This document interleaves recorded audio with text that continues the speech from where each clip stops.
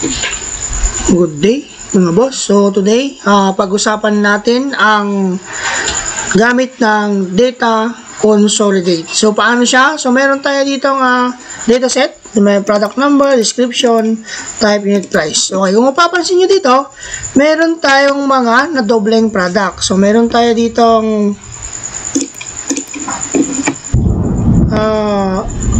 carburetor. Okay, so meron siyang unit price na 250.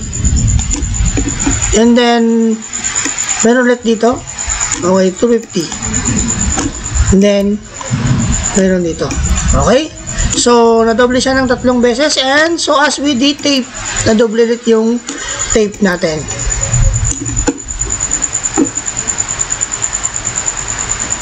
Okay, so nilagyan na natin ng kulay para hindi tayo malito. So, meron tayong carburetor, tape, carburetor.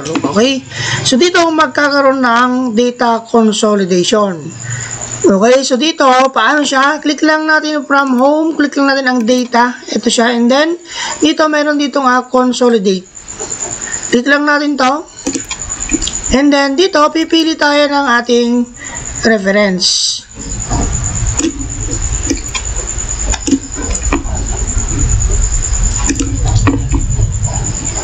Okay, so ang pipiliin natin is description. And then, lagyan na natin ng colon.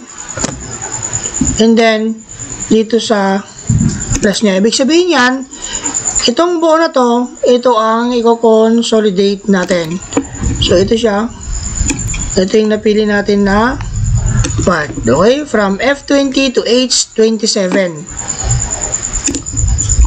Then, meron kayo dito nga mapapansin, meron dito nga function. Ito siya, function. So, dito, pwede tayong pumili ng function na sum, okay, count, average. So, lahat ng napag-aralan nating function. So, meron dito standard deviation, okay, count numbers, product. So, dito, pipilian lang natin yung sum. And then, click natin ang add. Okay, and then, meron tayo dito use labels in top rows and left column. Okay, check natin yan. And then, click natin ang OK. So, ito yung output niya. Okay, anong nangyari sa carburetor? Yung 3 carburetor, nagkaroon ng sum up. Naging 750. 3 carburetor, 1,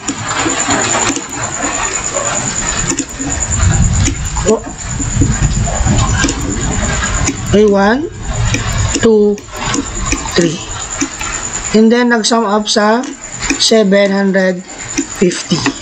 And so, as the tape, ay meron tayong tape dito, nagkaroon din siya ng sum up na 30. Okay, yan ang gamit ni data consolidate.